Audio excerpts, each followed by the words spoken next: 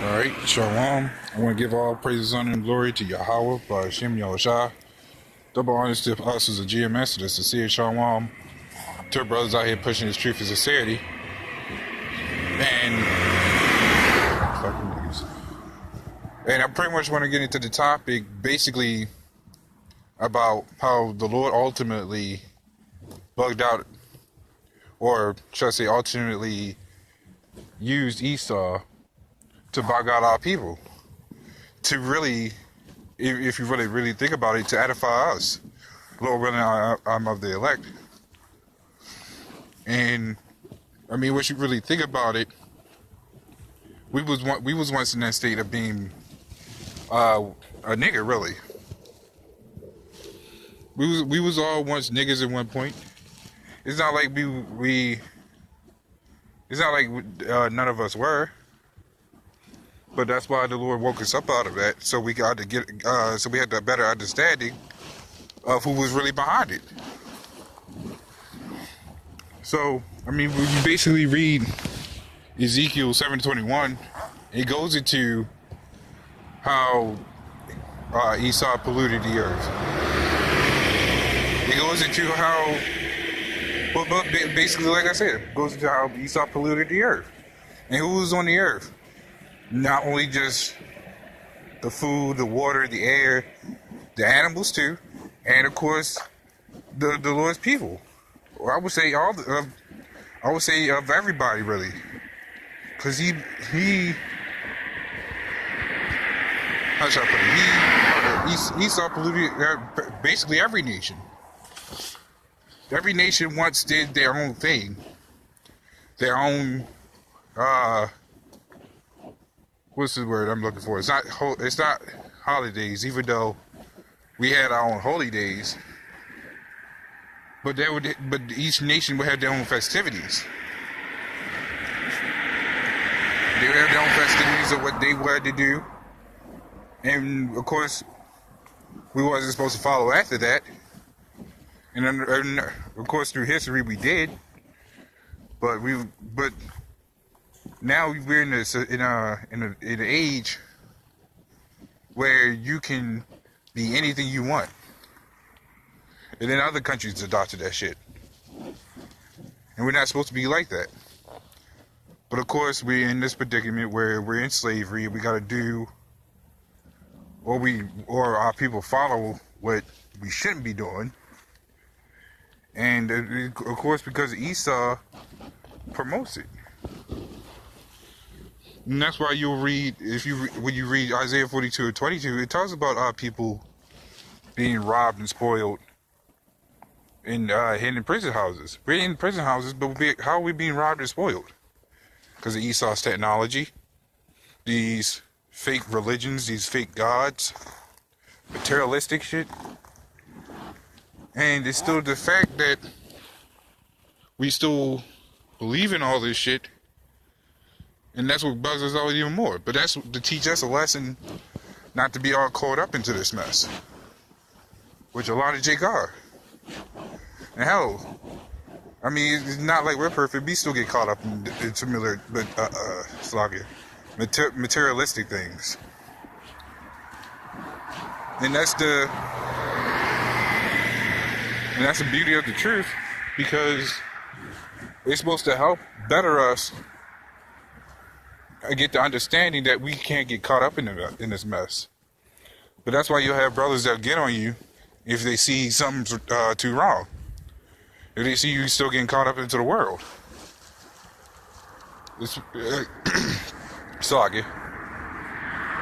But that's why it's a beautiful thing to have brothers with you to get you out of this mess. Not necessarily to get you out of it, but to keep you awake through the Spirit of the Lord. And this is the way. This is a way of saying this. This is the Lord's lesson to us. To be not wrapped up in all these things. To have a remembrance of saying that I don't want to go back into the world. Because many come in and go back into the world. And many still do. You got niggas that still just trying to come into the truth, and then they'll fall right back off, or even worse, they'll bug out and try to do their own thing. But the funny part is, the Lord still uses that as a lesson to us to stay spiritual, because He can have us bugging out like the dropouts and make up your own doctrine team and shit like that. And we want to avoid that type of thing, because we don't want to be caught up in doing some or saying some crazy shit. And that's where you will get what is it? St. John 10:10? No. Well, yeah, St. John 10:10. Where you have niggas that'll creep in to steal the truth and try to kill their brothers. So-called one trying to kill the hopeful elect, really, because we're not brothers to them.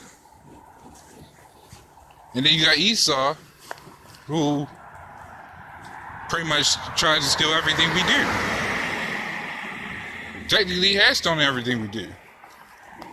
But you can't steal the truth when it comes to the power of Yahweh Hashem Yahushua. And that's the thing. Esau can't do what the Lord does.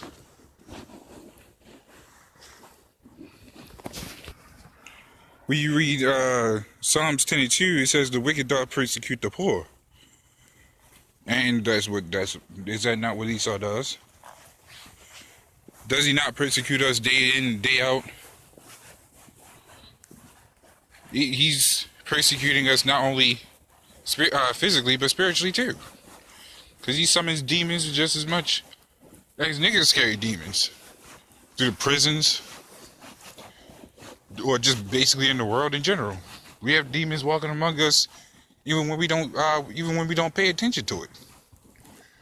Even when you walk outside your house, or even inside your house, demons. It's through the Spirit of the Lord that protects us. That's why, perfect example, Ephesians 6:11. It says, put on the whole armor of Yahweh. See, that whole armor is what protects you from the demons. And that's one of the true blessings to really have and to understand. Because a lot of people don't understand that demons are everywhere. They don't even believe in it. They believe it's some type of fairy tale, ghosts, some shit like that. No, the Spirit of the Lord is very powerful.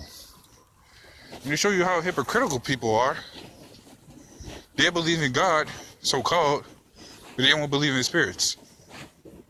How you believe in that in God, but don't believe in spirits? That's the hypocrisy of people. But just like when I say, going back into Isaiah 42:22, where it says where people was robbed and spoiled, those are not only through the adventures Esau makes, but through the lackeys he put out, or should I say the what's it called, 501c3s, convert our people to that mess.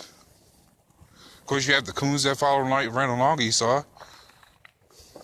That makes our people robbed and spoiled, because you set up taskmasters to do everything for them, and our people willingly follow blind into the trap, and they be happy about it.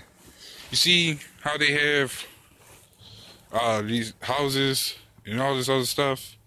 They don't have a care in the world. But let this place shut down, they be all upset. How they upset now from the government shut down? They worried about if they're gonna keep their house, instead of worrying about when the Lord returns. They're worried about their jobs and how they're gonna get money. While we worried about what's the next prophecy gonna come. Are we one step closer to getting out of here? People are too focused on the dumb stuff instead of the important stuff. Like, you hear when a big catastrophe comes out, you hear, oh my God.